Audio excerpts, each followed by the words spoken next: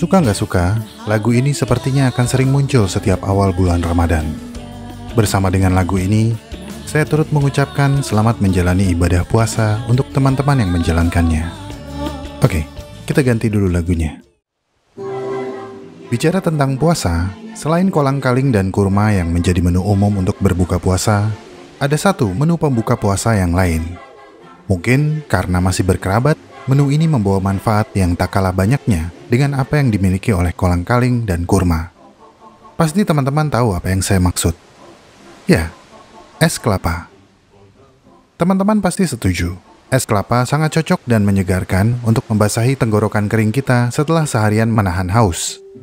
Tapi pemanfaatan kelapa lebih luas dari sekedar es kelapa muda. Semua aspek dari tumbuhan ini telah dimanfaatkan manusia dari seluruh belahan dunia. Dan ini mungkin membuat beberapa dari kita penasaran.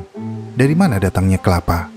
Bagaimana manusia menemukan buah yang bermanfaat ini? Dan apa saja manfaat yang kita peroleh dari buah ini? Dalam video kali ini, kita akan sama-sama membahas tentang kelapa.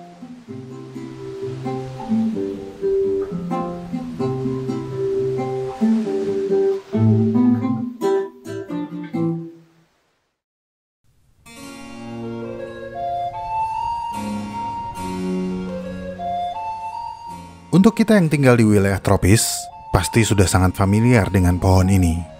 Pohon kelapa. Pohon yang memberikan keteduhan dan kehidupan. Pohon yang menjadi ciri khas wilayah Indonesia. Bahkan, salah satu wilayah Indonesia yaitu Sulawesi Utara dikenal dengan nama Bumi Nyur Melambai. Pohon kelapa seakan menjadi identitas negara kita. Nyur hijau menggetarkan hati siapapun ketika mendengarkannya.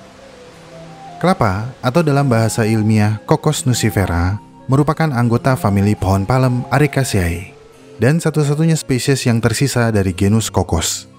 Mereka tersebar di seluruh benua kecuali Antartika, dengan persebaran utama di wilayah tropis. Kelapa dalam bahasa Inggris dan beberapa bahasa di dunia adalah coconut, berasal dari kata Portugis pada abad ke-16 yaitu coco, yang berarti kepala atau tengkorak. Ini mengacu kepada 3 tanda bulat atau lekukan pada tempurung kelapa yang menyerupai fitur wajah. Menurut catatan sejarah, kata koko dan coconut berasal dari penduduk Kepulauan Pasifik yang kemudian diserap oleh penjelajah Portugis dan Spanyol pada tahun 1521. Ada catatan lain yang menyebutkan kalau pola tanda bulat pada tempurung atau batok kelapa yang seperti wajah manusia mengingatkan mereka pada hantu atau penyihir dalam cerita rakyat Portugis yang disebut Coco atau Coca. Tapi di wilayah barat, coconut atau kelapa awalnya disebut Nux indica. Nux adalah kacang, indica adalah India. Nama ini digunakan oleh Marco Polo pada tahun 1280 ketika beliau berada di Sumatera. Marco Polo mengambil istilah tersebut dari orang Arab yang menyebut kelapa dengan sebutan Jaus Hindi, yang jika diterjemahkan menjadi kacang dari India. Sementara di Tamil atau Malayalam, tenga adalah sebutan untuk kelapa. Penjelasan rinci tentang kelapa di Tamil dicatat dalam Itinerario de Ludovico de Varthema Bolognese, yang merupakan catatan perjalanan Ludovico de Varthema yang diterbitkan pada tahun 1510, serta dalam katalog botani Hortus Indicus Malabaricus. Ketika melihat karya ahli botani lain pada pertengahan abad ke-17 yang menggunakan kata koko, Carl Linnaeus pada awalnya juga ingin memberi nama genus kelapa Cocos, berdasarkan bahasa Latin Portugis coco. Tapi kemudian beliau ragu setelah membaca katalog Herbarium Amboinense karya George Eberhard Rumphius, di mana Pak Rumphius mengatakan bahwa Cocos adalah homonim dari cocum, dari bahasa Yunani kokos, yang berarti biji-bijian atau beri. Tetapi kemudian Pak Linnaeus kembali bingung, karena kokus dalam bahasa Romawi adalah serangga Kermes. Di sisi lain, kata kokus yang digunakan Pak Rumphius juga terdengar seperti kokus dalam bahasa Latin yang berarti memasak. Jadi setelah menimbang-nimbang, Pak Linnaeus memilih kokos, turunan langsung dari kata dalam bahasa Portugis coco, Cocos nucifera.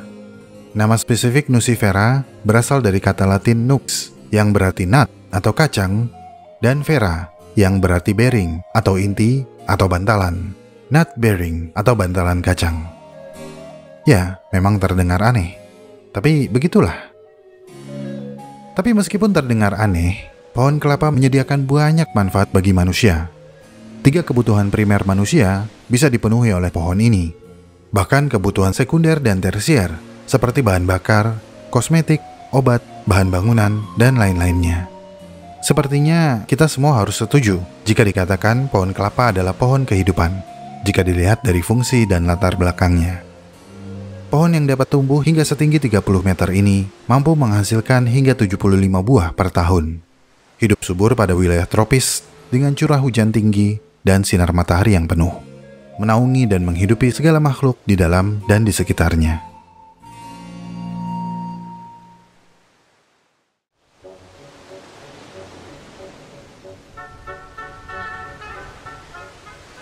Saat ini, kelapa dapat dikelompokkan menjadi 2 subpopulasi yang sangat berbeda secara genetis, yaitu kelompok Indo-Atlantik yang berasal dari India Selatan dan wilayah sekitarnya, dan kelompok Pasifik yang berasal dari wilayah antara Asia Tenggara dan Melanesia.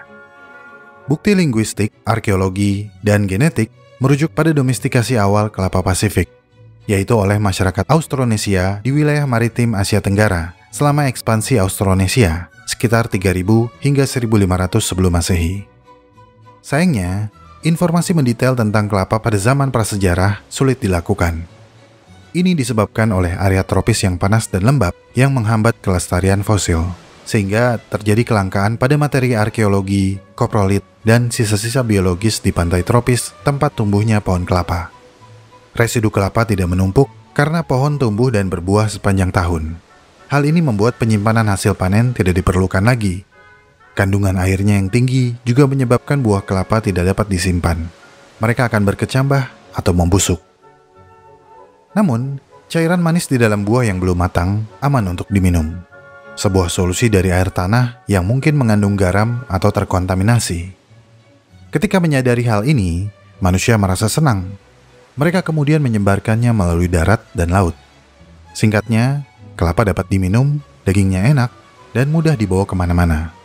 Kelapa memainkan peran penting dalam kehidupan leluhur manusia sebelum era pertanian. Saat ini, ada 2 sudut pandang utama mengenai asal-usul genus Cocos, satu di Indo-Pasifik dan satu lagi di Amerika Selatan. Sebagian besar fosil yang mirip dengan genus Cocos umumnya ditemukan hanya di 2 wilayah di dunia, Selandia Baru dan India bagian barat tengah. Namun, seperti kebanyakan fosil palem, fosil genus Cocos masih sulit diidentifikasi. Fosil yang mirip dengan genus Cocos paling awal yang ditemukan adalah Cocos zeelandica pada tahun 1926 di Selandia Baru.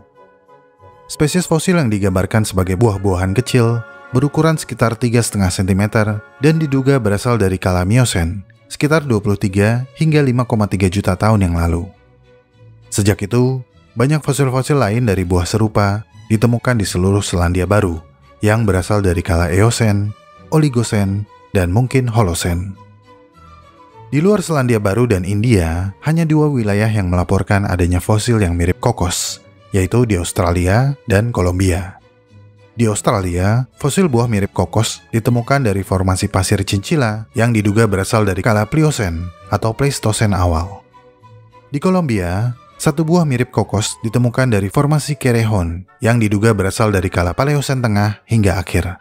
Buah tersebut menjadi padat dalam proses fosilisasi dan tidak mungkin untuk menentukan apakah buah tersebut memiliki 3 tanda bulat atau pola yang menjadi ciri anggota Cocosaceae. Namun kelapa liar secara alami hanya tumbuh di daerah pesisir yang tanahnya berpasir dan asin. Buahnya telah teradaptasi untuk tumbuh di tanah berpasir di sekitar laut. Kelapa tidak dapat mencapai lokasi pedalaman tanpa campur tangan manusia, karena perkecambahan dini pada pohon palem merupakan hal yang penting pada awal pertumbuhannya.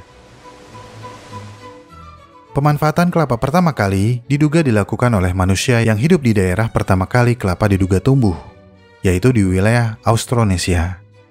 Kelapa diduga pertama kali didomestikasi oleh masyarakat Austronesia di kepulauan di Asia Tenggara dan disebarkan selama periode Neolitikum melalui migrasi laut ke timur hingga kepulauan Pasifik, kemudian mencapai wilayah barat seperti Madagaskar dan Komoro. Kelapa memainkan peran penting dalam pelayaran laut yang dilakukan oleh bangsa Austronesia. Kelapa menyediakan sumber makanan dan air, serta menyediakan bahan untuk membangun perahu cadik khas Austronesia. Kelapa menyediakan sumber makanan dan air yang dapat dibawa-bawa, sehingga memungkinkan orang Austronesia bertahan dalam perjalanan laut yang panjang untuk menjajah pulau-pulau baru serta membangun jalur perdagangan jarak jauh. Berdasarkan bukti linguistik, tidak adanya kata kokonat dalam bahasa Austronesia di Taiwan memunculkan dugaan bahwa budaya kelapa di Austronesia berkembang hanya setelah bangsa Austronesia mulai menjajah Filipina. Pentingnya kelapa dalam budaya Austronesia dibuktikan dengan terminologi yang sama mengenai bagian-bagian dan kegunaan kelapa yang sangat spesifik yang dibawa keluar dari Filipina selama migrasi Austronesia. Kelapa jenis Indo-Atlantik juga kemudian disebarkan oleh para pedagang Arab dan Asia Selatan di sepanjang cekungan Samudra Hindia, sehingga terjadi percampuran terbatas dengan kelapa Pasifik yang diperkenalkan sebelumnya ke Madagaskar dan Komoro melalui jaringan perdagangan maritim Austronesia kuno. Catatan sejarah menyebutkan kalau kelapa diperkenalkan oleh orang-orang Eropa ke Amerika selama era kolonial di pertukaran Kolombia. Namun ada kemungkinan kalau masuknya kelapa Pasifik ke Panama adalah berkat para pelaut Austronesia pada masa pra-Columbus. Kedua teori tersebut membuat asal-usul evolusi kelapa masih diperdebatkan hingga saat ini. Namun teori terkuat menyatakan bahwa kelapa kemungkinan besar berevolusi di Asia, kemudian disebarkan ke Amerika Selatan atau ke Kepulauan Pasifik.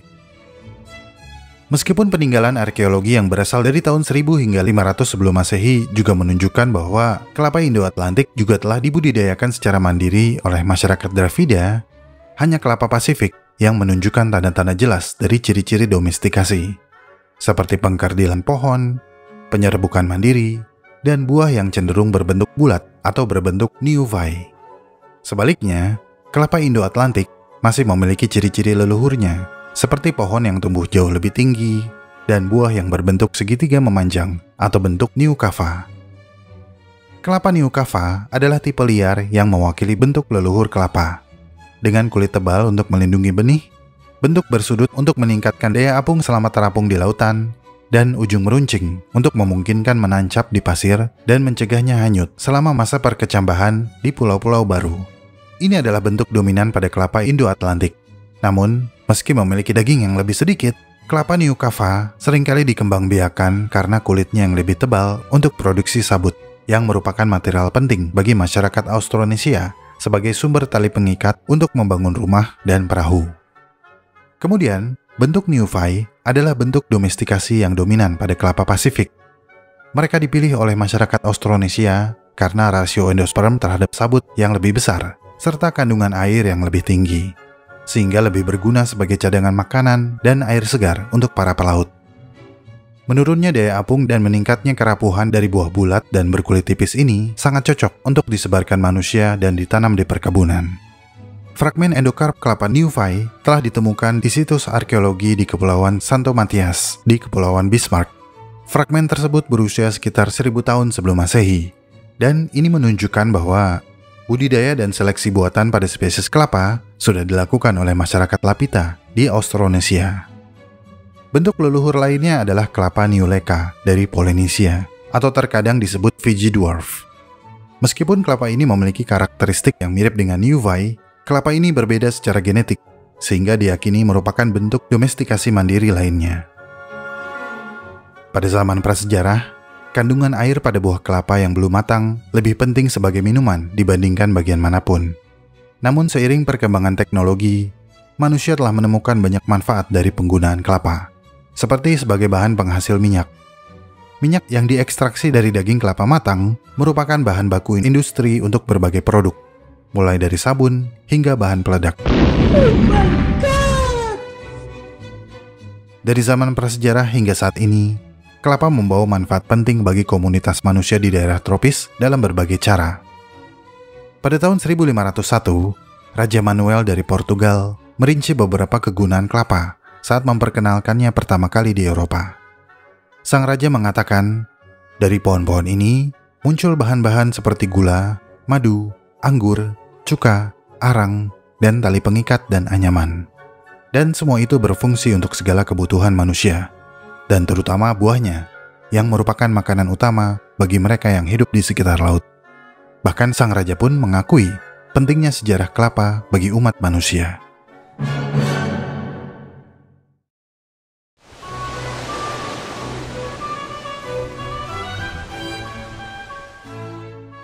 Kita semua tahu, buah kelapa adalah buah yang ringan, dapat mengapung, dan sangat tahan air.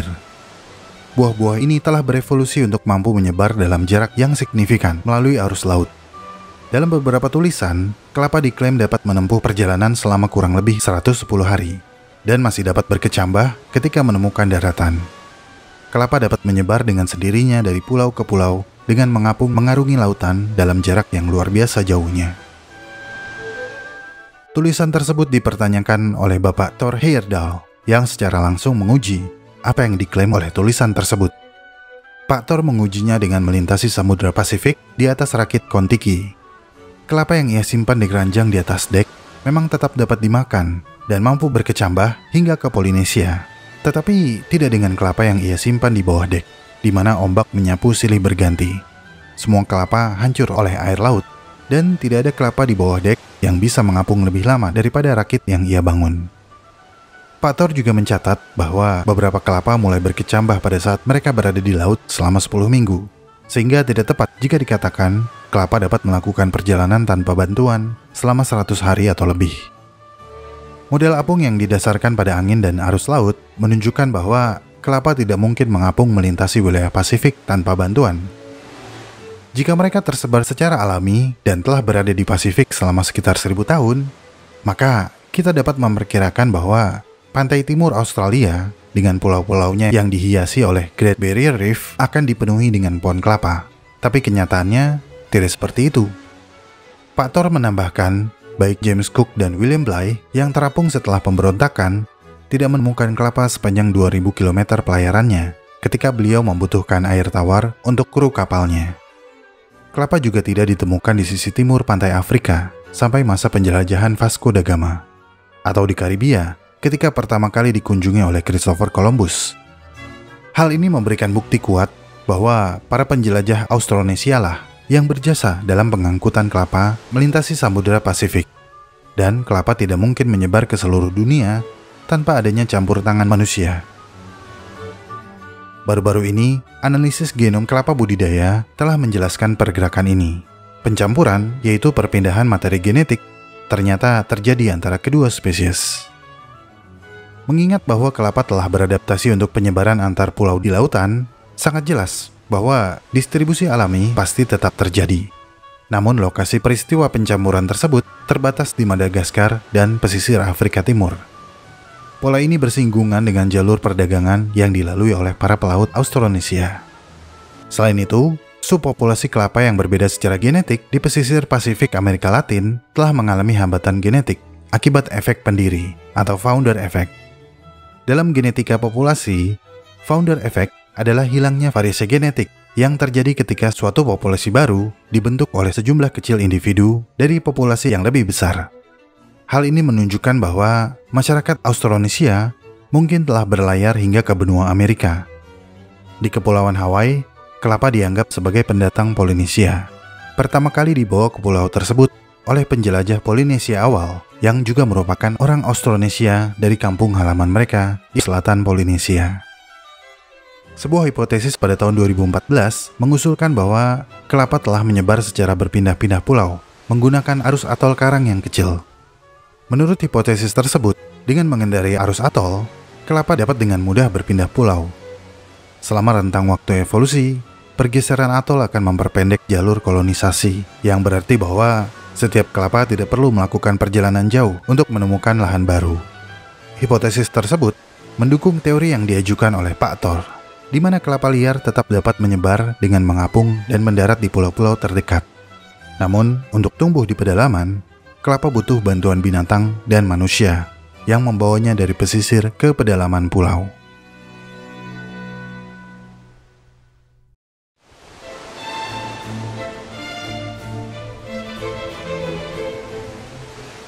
Karena sangat bermanfaat, kelapa otomatis mendapat peran penting dalam budaya dan agama pada masyarakat tertentu. Khususnya dalam budaya Austronesia di Pasifik Barat, di mana kelapa ditampilkan di dalam mitologi, lagu, dan tradisi lisan mereka. Begitupun dalam seremonial dalam kepercayaan animisme prakolonial. Manusia yang tewas tertimpa buah kelapa matang dipercaya menjadi milik sang pohon dan harus dikubur di sekitar pohon tersebut. Kelapa juga memiliki makna keagamaan di dalam budaya di Asia Selatan dan digunakan dalam ritual agama Hindu. Kelapa menjadi dasar ritual pernikahan dan ibadah dalam agama Hindu sebagai simbol kemakmuran. Begitu pula di Kamboja, bunga kelapa juga sering digunakan di dalam upacara pernikahan. Kelapa juga memainkan peran sentral dalam berdirinya agama kelapa pada tahun 1963 di Vietnam, yang diet utama para pengikutnya adalah kelapa. Agama kelapa telah menggabungkan beberapa aspek dari agama Kristen dan Buddha. Di wilayah Ilocos di Filipina Utara, ada ritual yang disebut Nini Yogan, yang merupakan persembahan yang diberikan kepada orang yang meninggal dan para leluhur. Masyarakat Ilocano mengisi 2 batok kelapa dengan diket, yaitu nasi manis yang dimasak, dan meletakkan tanga itlok atau telur rebus yang dibelah 2 di atasnya. Ritual ini diiringi dengan palagip atau doa kepada orang-orang yang telah meninggal. Di Bali, ada ritual canang, yaitu persembahan bunga, nasi, dan dupa dalam anyaman daun kelapa. Kelapa dalam bahasa Sanskerta disebut narikela. Ini adalah elemen penting dari ritual dalam tradisi Hindu. Kelapa mewakili Trinity Brahma, Wisnu, dan Mahesh, sehingga seringkali dihiasi dengan kertas logam cerah dan simbol keberuntungan lainnya, dan kerap dipersembahkan saat beribadah kepada dewa atau dewi Hindu. Narali Punima adalah ritual yang dirayakan pada bulan purnama yang biasanya menandakan berakhirnya musim hujan di India. Kata Narali berasal dari naral yang berarti kelapa dalam bahasa Marathi. Nelayan memberikan persembahan kelapa ke laut untuk merayakan dimulainya musim penangkapan ikan yang baru. Terlepas dari agama yang mereka anut, para nelayan di India kerap mempersembahkan kelapa ke sungai dan laut dengan harapan mendapatkan hasil tangkapan yang melimpah. Dalam segala aktivitas baru, umat Hindu sering mengawalinya dengan memecahkan kelapa untuk memastikan berkah dari para dewa. Begitupun ketika mereka berhasil menyelesaikan aktivitas tersebut, kelapa kembali dipecahkan. Dewi Lakshmi, dewi kesejahteraan dan kekayaan umat Hindu, sering ditampilkan memegang kelapa. Di kaki bukit di kota kuil Palani, sebelum memuja Murugan untuk Ganesha, kelapa akan dipecah di tempat yang telah ditandai untuk tujuan tersebut. Setiap hari, ribuan buah kelapa dipecahkan, dan beberapa umat akan memecahkan sebanyak 108 buah kelapa sekaligus, sembari memanjatkan doa. Suku Zulu juga terkenal dengan tradisi kelapanya, di mana pengendara parade menggunakan kelapa yang dihias dengan tangan sebagai lemparan karnaval di Mardi Gras. Asal-usul tradisi kelapa ini tidak begitu jelas karena tidak terdokumentasikan dengan baik. Namun sejarawan Zulu percaya bahwa ritual tersebut berasal dari awal tahun 1900-an. Di Inggris, ada sebuah permainan yang bernama Coconut Shy. Sebuah permainan tradisional yang lebih sering ditemukan di pasar malam dan pesta-pesta rakyat. Permainan ini berupa bola-bola kayu yang dilempar ke deretan buah kelapa yang diseimbangkan pada tiang-tiang. Biasanya, seorang pemain membeli 3 bola dalam satu game, dan akan menang ketika masing-masing kelapa berhasil dijatuhkan. Beberapa budaya di Asia Selatan, Asia Tenggara, dan Samudra Pasifik memiliki mitos tentang asal-usul bagaimana kelapa memainkan peran utama dalam kehidupan mereka. Dari Maluku, ada mitos Hainuwele atau gadis kelapa, di mana seorang gadis muncul dari bunga pohon kelapa dan merubah kehidupan masyarakat Maluku melalui ee-nya yang berupa perhiasan dan benda-benda asing yang bernilai jual tinggi. Dalam cerita rakyat Maldives atau Maladewa, sebuah legenda mengatakan bahwa penduduk pertama Maladewa meninggal secara misterius dalam jumlah besar. Tetapi penyihir hebat kemudian membuat pohon kelapa tumbuh dari tengkorak para penduduk pertama yang terkubur. Oleh karena itu, pohon kelapa dikatakan memiliki asal-usul antropomorfik menurut pengetahuan masyarakat Maladewa. Dalam mitologi Samoa, ada cerita tentang Sina and the Eel yang menjelaskan asal-muasal pohon kelapa pertama. Dalam bahasa Samoa, kisah legenda tersebut berjudul Sina Male Tuna. Tuna adalah kata Samoa untuk belut. Kisah ini juga terkenal di seluruh Polinesia, termasuk Tonga, Fiji, dan Maori di Selandia Baru. Dalam kisah Sina dan belut, asal-muasal kelapa dikisahkan ketika wanita cantik bernama Sina mengubur seekor belut peliharaan, yang akhirnya tumbuh menjadi kelapa pertama di sana. Penyebutan awal kelapa lainnya berasal dari kisah 1001 Malam tentang Sinbad, di mana ia membeli dan menjual kelapa selama pelayaran kelimanya. Pada bulan Maret 1521, deskripsi tentang kelapa dituliskan oleh Antonio Pigafetta menggunakan kata dalam bahasa Italia cocco atau cocci dalam jurnalnya selama pelayaran bersama Magellan. Ketika melewati Pasifik, mereka bertemu dengan masyarakat yang kemudian dikenal sebagai Guam dan Filipina. Antonio Pigafetta menuliskan bagaimana di Guam mereka memakan buah kelapa dan mengolesi tubuh dan rambut mereka dengan minyak kelapa. Kemudian ada urban legend yang cukup populer yang menyebutkan kalau setiap tahun di seluruh dunia terdapat sekitar 150 kematian yang disebabkan oleh kejatuhan kelapa dibandingkan dengan sekitar 10 kematian di seluruh dunia yang disebabkan oleh serangan hiu. Tapi kabar ini kemudian dipatahkan karena menurut data, serangan hiu lebih sering mematikan daripada kejatuhan kelapa. Jadi, jangan takut sama kelapa. Secara garis besar, filosofi kelapa dalam banyak budaya adalah menjadi kuat, tahan cuaca, dan dapat tumbuh dan berkembang setelah gempuran ombak, terjangan badai, dan sengatan matahari. Kelapa adalah simbol dari daya tahan dan fleksibilitas. Keras dan kuat, namun luas dan memiliki banyak fungsi. Simbol tersebut pula yang melandasi berdirinya Pramuka, Praja Muda Karana, organisasi pendidikan non-formal yang bertujuan untuk membentuk karakter, kepribadian, dan keterampilan generasi muda melalui kegiatan-kegiatan yang dilakukan di alam terbuka. Halim, siap! Mana matamu? Bagus. Aga, siap! Mana matamu? Mana matamu?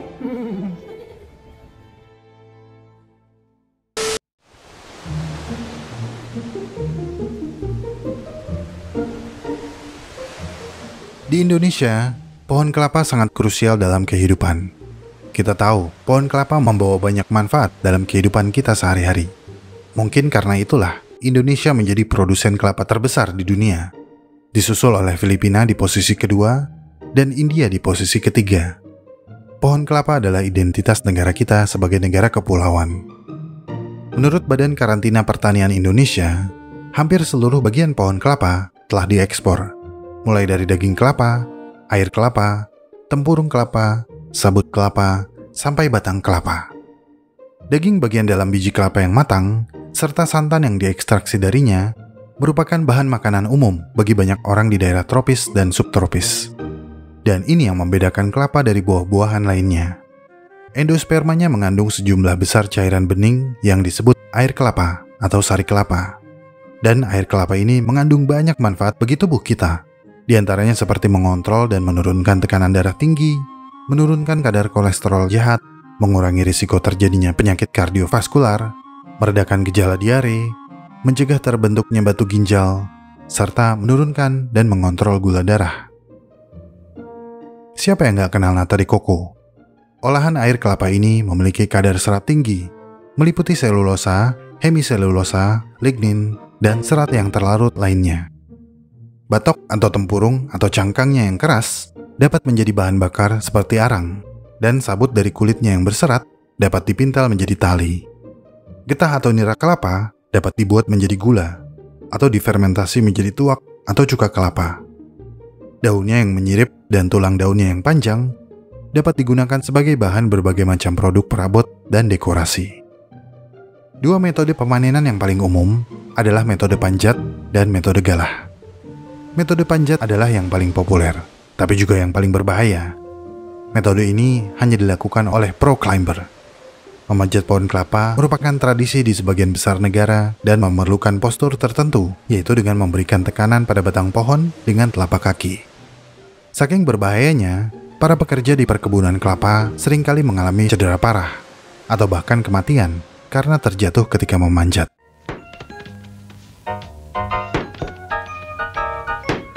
Gimana sih, Ndro? Suruh petik 2 malah 3. Tiga. Apaan yang 3? Yang ketiga saya jatuh tadi. Untuk mengatasi hal ini, para pekerja di Filipina menggunakan jaringan jembatan bambu di pucuk pohon kelapa, sehingga tidak perlu selalu turun untuk berpindah dari satu pohon ke pohon lainnya. Pada banyak kasus, para pekerja secara tradisional menggunakan bolo atau harness untuk memanjat batang kelapa, atau membuat ceruk pada batang pohon dan secara praktis mengubah batang pohon menjadi tangga. Kemudian, ada metode lain yang cukup kontroversial yang dilakukan oleh sejumlah kecil petani kelapa di berbagai negara. yaitu dengan menggunakan pigtail macaque atau beruk yang telah dilatih untuk memetik kelapa. Thailand diketahui telah memelihara dan melatih beruk untuk memetik kelapa selama sekitar 400 tahun. Bahkan ada sekolah pelatihan beruk di Indonesia, Thailand, dan Malaysia yang membekali tiap individu beruk dengan keahlian memetik kelapa yang mumpuni sebelum disalurkan kepada para user. Namun, praktik penggunaan beruk untuk memanen kelapa dikecam oleh PETA pada tahun 2019 yang mengakibatkan seruan boikot terhadap produk kelapa. PETA kemudian mengklarifikasi bahwa penggunaan beruk sudah tidak lagi dilakukan di Indonesia, Filipina, India, Brazil, Kolombia, Hawaii, dan wilayah penghasil buah kelapa lainnya. Tapi kita semua tahu, pada kenyataannya, praktik ini masih marak di beberapa perkebunan kelapa di daerah pelosok. Apakah teman-teman tahu tentang apel kelapa atau kentos atau tombong?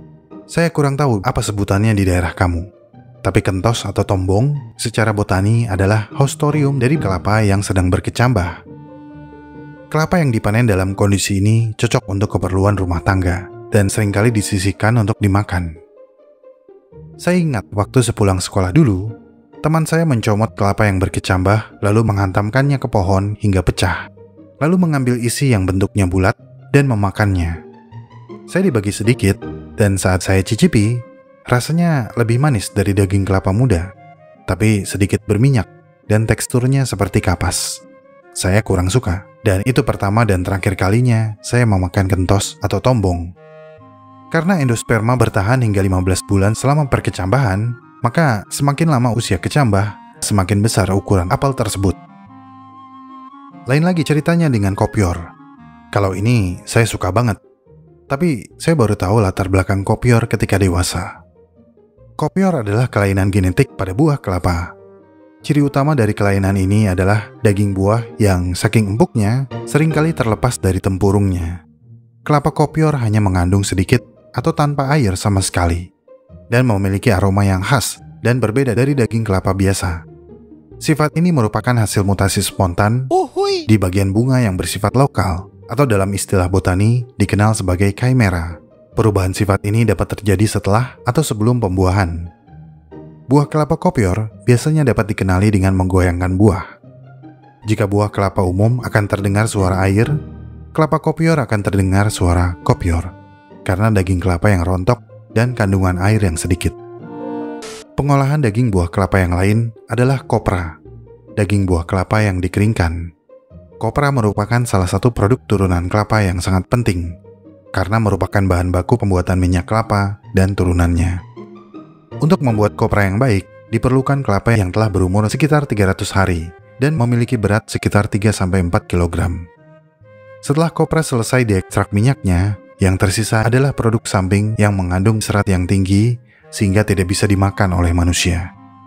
Produk samping ini umumnya diberikan pada hewan ternak sebagai pakan. Akan dibutuhkan sekitar 6.000 buah kelapa dewasa untuk menghasilkan 1 ton kopra. Kemudian, baik untuk sabun atau untuk memasak, minyak kelapa begitu populer karena mudah digunakan. Minyak kelapa juga merupakan pengganti lemak hewani yang baik karena tidak ada risiko penyakit menular di dalam produksinya. Khasiat dari minyak kelapa dipuji pada awal abad ke-20. Namun faktanya, penggunaan lemak nabati berlebihan pada makanan membawa dampak yang kurang lebih sama dengan penggunaan lemak hewani. Selain menjadi kopra, daging kelapa tua dapat dimanfaatkan dengan diparut dan diperas untuk menghasilkan coconut milk alias santan yang dapat menjadi bahan dari berbagai macam masakan. Kemudian, setelah santan diperas, yang tersisa adalah ampas parutan kelapa. Ini pun dapat diolah kembali menjadi bahan makanan, seperti klepon atau kue putu. Ampas parutan kelapa juga dapat dikeringkan menjadi serundeng. Sementara di negara lain, kelapa kering dapat diolah menjadi isi dari macaroons. Beberapa brand coklat juga menggunakan parutan kelapa kering sebagai isinya. Hasil olahan lain dari kelapa kering adalah tepung atau serbuk kelapa, yang dapat digunakan sebagai bahan kuliner ataupun untuk melengkapi nutrisi. Selain buahnya, jantung kelapa atau hearts of palm dapat disamakan dengan sayuran berdaun pucat lainnya. Ini adalah bagian dalam tunas kelapa yang lunak. Banyak yang menyebutnya sebagai salad jutawan, dengan asumsi hanya orang kayalah yang mampu mengkonsumsinya. Mereka bisa dimakan mentah, tapi juga bisa dimasak. Sekarang jantung kelapa sudah bisa ditemukan dalam kemasan kaleng. Namun, untuk mendapatkan jantung kelapa, pohon muda harus ditebang. Nah, biasanya para petani enggan menebang pohon kelapa, bahkan pohon kelapa yang sudah tua sekalipun. Ini mungkin disebabkan oleh masa lalu di mana pohon kelapa berpotensi menjadi satu-satunya tanaman pangan yang bertahan setelah gelombang pasang atau angin topan. Oleh karena itu, masih ada anggapan di kalangan sebagian besar orang bahwa menebang pohon kelapa mengancam kelangsungan hidup di masa depan. Getah yang diperoleh dari menoreh tandan bunga kelapa dapat diminum sebagai toddy, atau juga dikenal sebagai tuba di Filipina, atau tuak di Indonesia dan Malaysia, atau karewe di Kiribati. Di Filipina, tuak akan terus difermentasi menjadi minuman beralkohol yang disebut lambanok, yang secara historis juga disebut vino de coco dalam bahasa Spanyol, atau coconut vodka.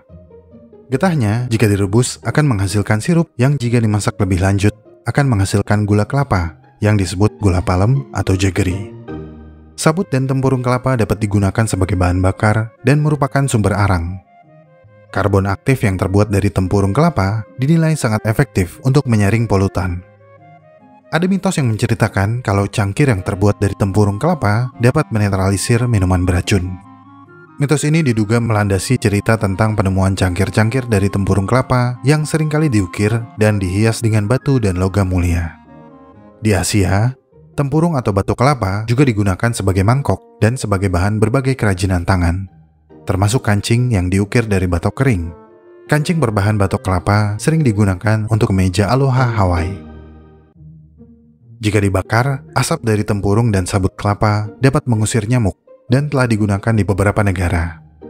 Ketika dibakar atau dipanaskan di atas bara api, tempurung kelapa akan mengeluarkan minyak yang diketahui digunakan untuk meredakan sakit gigi dalam pengobatan tradisional di beberapa negara di Asia. Setengah tempurung kelapa juga digunakan dalam efek suara teater untuk menciptakan suara ketukan kaki kuda. Dalam spektrum yang berbeda, setengah tempurung kelapa juga telah digunakan sebagai rumah berbagai alat musik, seperti yehu dan banhu dari Cina, dangao dari Vietnam, rebab arabo dari Turki, dan maklalatik dari Filipina.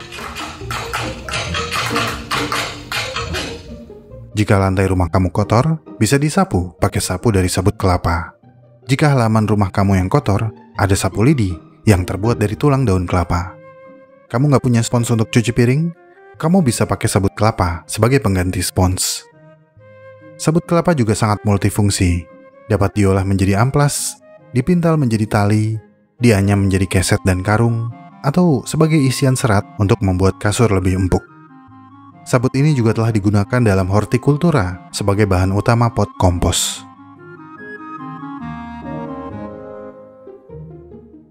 Daunnya menjadi bahan untuk keranjang atau sebagai bahan atap rumah. Jika ditenun akan menjadi tikar atau bilik gubuk, dianyam menjadi ketupat. Sementara tulang daunnya menjadi tusuk sate. Janur kuning yang kamu lihat melambai di pinggir jalan juga dibuat dari daun kelapa. Daun kelapa yang sudah kering bisa dibakar menjadi abu yang bisa dipadatkan untuk dijadikan kapur. Batang pohon kelapa sering digunakan sebagai bahan untuk membangun jembatan kecil atau rumah, atau menjadi bahan furnitur dan perkakas kayu yang tidak kalah kuatnya. Orang Hawaii melubangi batang kelapa untuk membentuk drum, wadah, atau perahu kecil. Sementara, akar pohon kelapa dapat digunakan sebagai pewarna, obat kumur, dan obat tradisional untuk diare dan disentri. Akarnya yang berjumbai dan berserat halus juga bisa digunakan sebagai sikat gigi. Tapi selain penggunaan oleh manusia, tempurung kelapa merupakan alat dan tempat berlindung bagi binatang. Para peneliti sering mengamati kalau spesies gurita Ampioctopus marginatus mampu menggunakan alat, khususnya tempurung kelapa, untuk pertahanan dan perlindungan. Penemuan perilaku ini diamati di Bali dan Sulawesi Utara antara tahun 1998 dan 2008. Ampioctopus marginatus merupakan invertebrata pertama yang diketahui mampu menggunakan alat.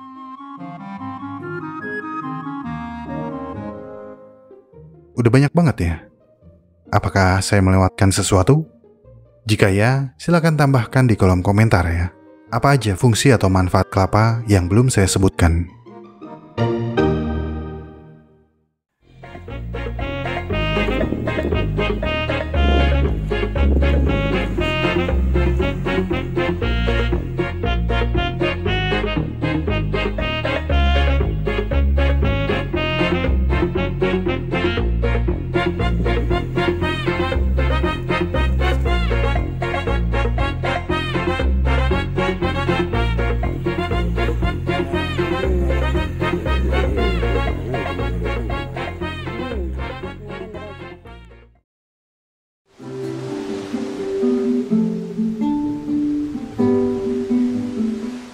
Dari segitu banyaknya manfaat yang datang dari satu pohon, cukup pantas bila dikatakan pohon kelapa adalah pohon kehidupan.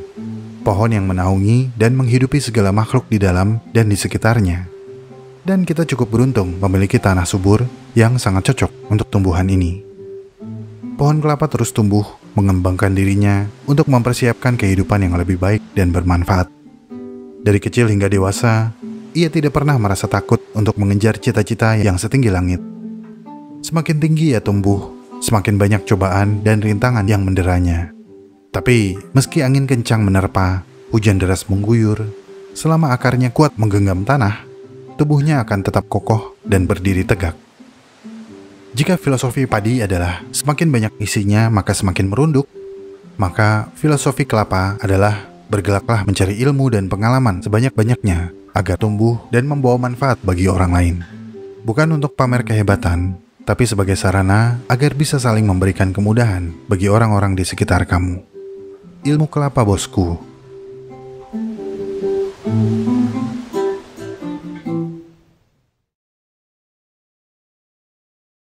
Pendanaan video Alam Semenit sebagian berasal dari dukungan para donatur di Saweria, Carmelo Joe USA, Eja Store Jas Hujan, Bismillah Niji Sanji Bubar, Toko Delinggu Karanggupito, Erlanda Devin, MHR DK0203, Husairi, Chandra Saleh dan Juragan Muntois, Patah Nggak Bisa Hidup Tanpa Iis, Elbrits, I Love You Tasa Lope Lope, Bara Majnun, Coach Surya Jakarta, Lendir Pejabat, Bahas Banteng Jawa, Duki Sayang Dian, 11211, Tonang Store, W3, Elgista Dental Laboratory Cibarusah, Pantera Tigris, Ted Kaczynski was right, Bisa Beca Ini, Habeat, Suara Abang Ngajak Nikah, Moluska _ Liberation Unity, Liberation Force, Liberation Party, Happy Family, Azlam Fauzi, Toko Laundry Bagus, Darren Lie, Bang Alsem semoga sehat selalu, Hujan Gini Enaknya Makan Mie, Molen, T-Rex, Dr. Wan Mei, Rastra Music Entertainment, Fatah Nggak Bisa Melupakan Iis, Jejak Publisher, Dewi Mariam Anafi, dan Al Mariam Afisena.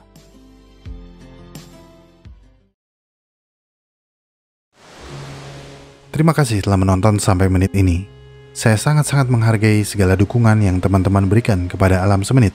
Jika ingin tahu lebih banyak tentang subjek pembahasan dalam video ini, cek deskripsi video. Di sana teman-teman bisa menemukan segala jurnal, literatur, dan referensi saya dalam menyusun naskah. Jika suka dengan pembahasan dari Alam Semenit, like video ini dan share. Karena like dan share dari kamu akan membantu perkembangan channel ini.